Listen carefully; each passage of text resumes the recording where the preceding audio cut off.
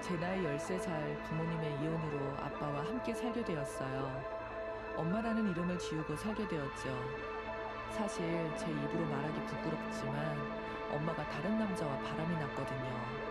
그렇게 이혼하게 된 저희 아빠는 이제 곧 중학생이 될 저와 둘이 살게 되었어요.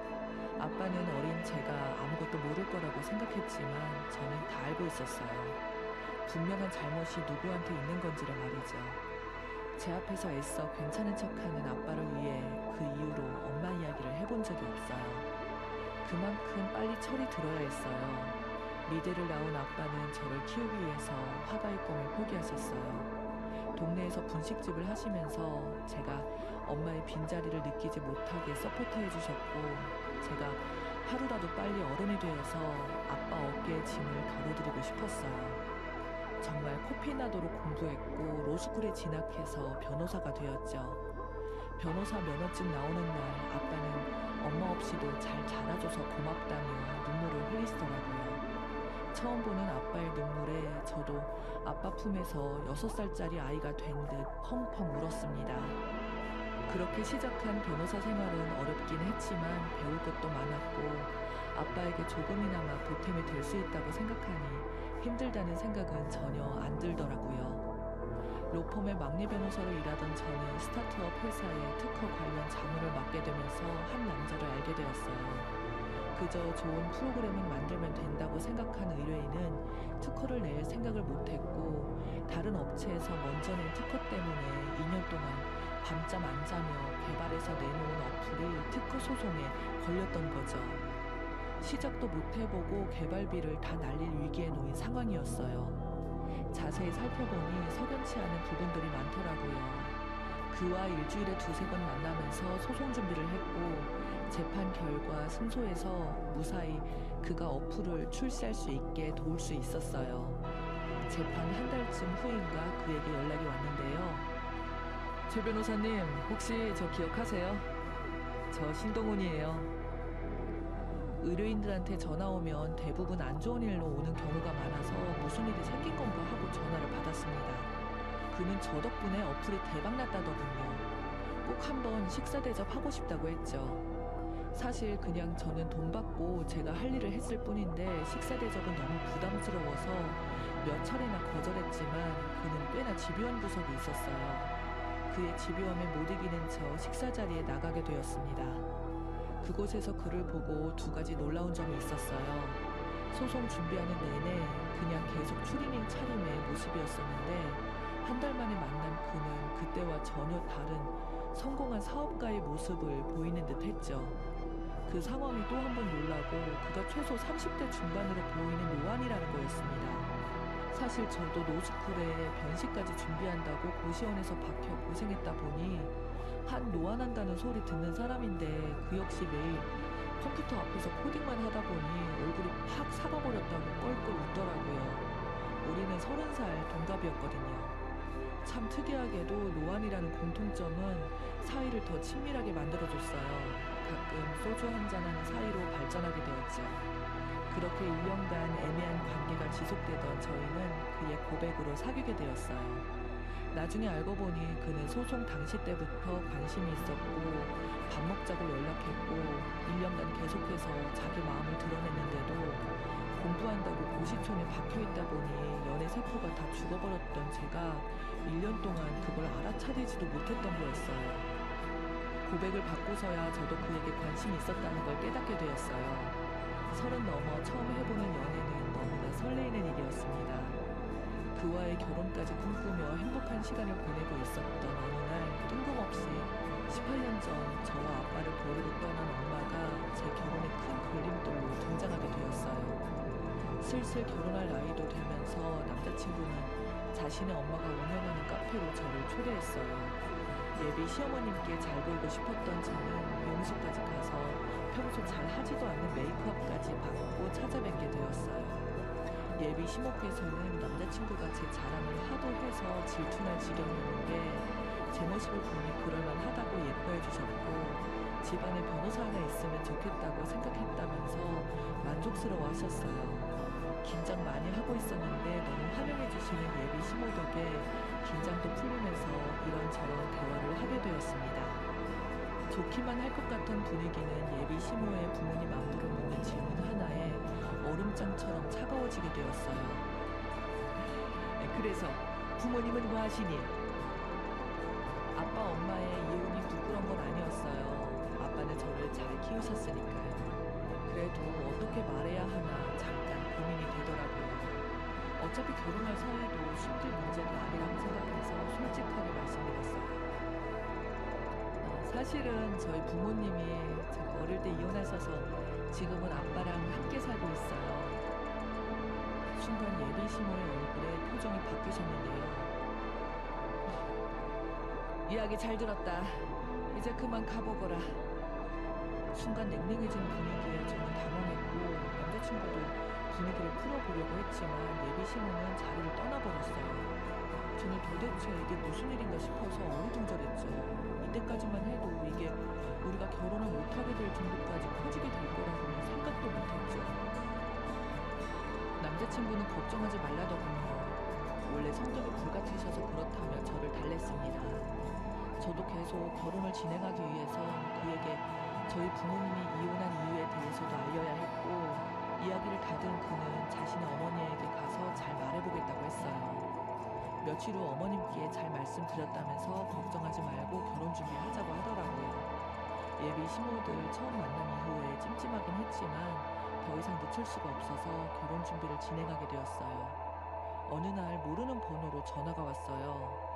변호사식이나 되는 애라 똑똑하게 알아들을 줄 알고 긴 말 안 했는데 동훈이가 물려 터져서 너한테 말 안 했나 보구나.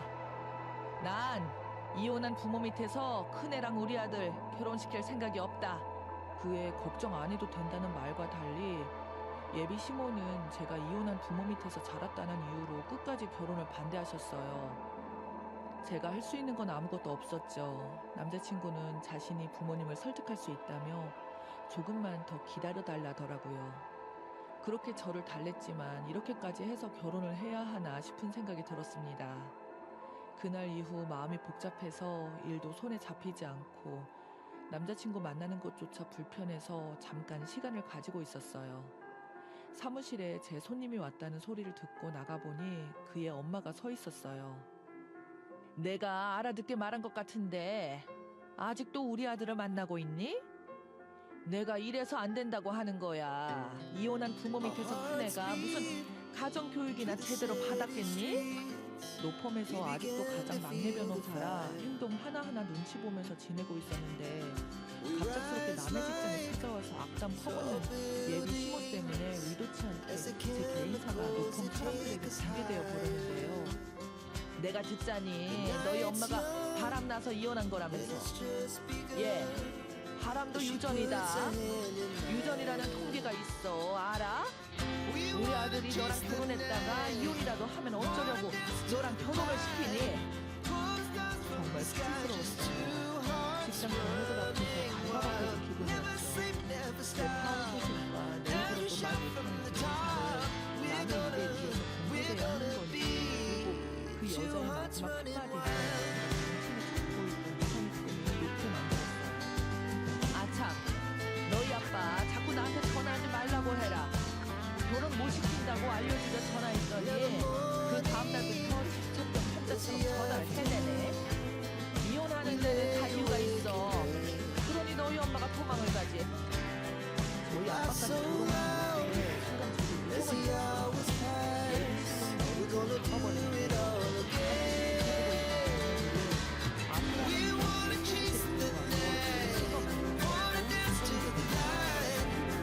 나도 이 결혼 안 해. 너가 생각하는 모습과 내가 그냥 이혼한 부모님이 커서 그렇고 쓰레기 부모님이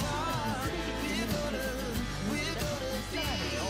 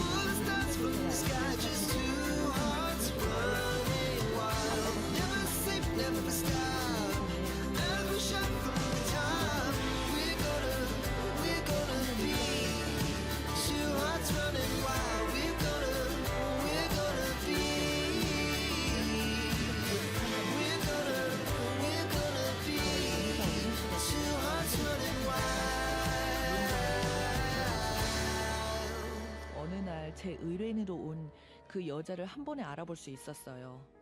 맞은 놈은 평생 기억해도 때린 놈은 기억도 못한다고 했나요? 어처구니 없게도 그 여자는 이혼 소송을 당한 상태였고 심지어 저를 알아보지도 못하더군요. 변호사님, 이혼 전문이라고 들었습니다. 이혼하더라도 남편 재산 최대한 많이 분할할 수 있게 도와주세요. 이혼한 부모 밑에서 자란 저라서 결혼 못 시키겠다는 여자가 이혼을 하기 위해 나를 찾아오는 이런 아이러니한 상황이라니 정말 속으로 실소가 나와 참을 수가 없었어요. 세상 참 좁죠. 세상에 이런 악연도 다 있네요. 아주머니가 이혼한다고 수많은 변호사들 중에 날 찾아오다니. 사실 3년 전에 저와 두세 번 만난 게 전부였던 그 여자가 저를 못 알아보는 게 어쩌면 당연하기도 했죠.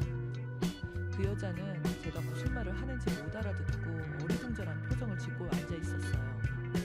그 여자에게 제 명함을 내밀었어요. 최수연이에요. 제 이름. 제 이름도 모르시죠? 기억 안 나세요? 3년 전에 당신의 결혼 반대했던 당신 아들 여자친구. 당신이 그랬잖아요. 이혼한 사람들은 무슨 문제가 있어서 하는 거라면서요. 이혼도 유전이라고 하시지 않았나? 그 여자는 그제서야 제가 누구인지 알아보는데 저를 위아래로 훑어보고는 제 생각과 전혀 다른 행동을 했는데요. 그간 다 지난 일들 말해서 뭐 하겠니? 우리가 이렇게 만난 거 보니 인연은 인연인가 보다. 나도 많이 후회했어. 우리 아들 너랑 헤어지고 아직도 여자도 안 만나고 결혼할 생각도 안 하는 것 같아서 내가 걱정이 커서 그런데. 그래서 말인데 너 동훈이랑 다시 잘해보면 안 되겠어? 제 직장까지 쳐들어와서 제 개인사까지 들춰내버린 인간이 아무렇지도 않게 다시 자기 아들을 만나보라고 하는 뻔뻔함에 제대로 팩트 폭격 날려줘 버렸어요. 내가 당신 아들을 왜 만나? 당신이 말했잖아. 이혼한 부모 밑에서 자라면 제대로 가정교육 못 받고 자란 거라면서. 당신 지금 이혼하러 온 거 아니야? 그럼 당신 아들은 이혼 안 할 것 같니? 당신 말대로라면 이혼할 남자를 내가 왜 다시 만나? 그리고 뭔가 착각하는 것 같은데 당신 과실로 이혼 소송 당해서 여기 온 거야. 당신 남편한테 빌어도 모자를 파내 재산 분할을 도와달라고? 진짜 불륜 저지르다 걸려서 이혼 소송 변호사를 찾은 주제에 용감한 건지 멍청한 건지 재산 분할까지 요구하는 무식한 그 여자는 아직도 정신을 못 차린 듯 보였어요. 나도 변호사기 전에 인간이야. 내가 어떻게 당신 변호를 하겠어. 그리고 내가 한 가지 알려줄까? 3년 전에 당신 아들 나한테 무릎 꿇고 빌면서 당신 버리고 나한테 오겠다던데 그건 알란가 모르겠네. 항상 무례하고 뻔뻔하게 굴던 그 여자는 자기 아들이 본인을 버리려고 했다는 말을 듣고는 상당히 충격에 빠진 모습이었어요. 아무 말도 못한 채 얼빠진 표정으로 휘청거리면서 제 사무실을 나갔어요. 남편한테 버림받고 아들한테도 버림받은 그 여자 뒷모습을 보고 있자니 자업자득이라는 말이 딱 떠올라서 속이 다 후련하더라고요. 3년간 가슴속에 묻어준 답답함을 풀고 나니까 몸도 마음도 홀가분해졌습니다. 제 일도 술술 잘 풀렸어요. 변호사로서 회사에서 입지도 탄탄해졌고 만나고 있던 사람에게 프로포즈 받아서 내년에 결혼 약속까지 잡게 되었죠. 무엇보다 달라진 건 저희 아빠의 삶이에요. 저를 홀로 키우기 위해 본인의 꿈인 그림 그리는 것도 포기하고 살았던 아빠에게 얼마 전 작은 화실을 선물해드렸거든요. 다시 그림 그려보는 게 어떠냐며 제안했죠. 아빠는 분식집도 접고 매일 화실에 들어가셔서 작품 활동을 하고 계세요. 그림 그리면서 행복해하시는 모습을 보니 지금까지 제가 아빠의 삶을 뺏은 것 같아 너무 죄송한 마음이 들었어요. 저도 제 자식을 낳고 살아갈 텐데 아빠처럼 자식을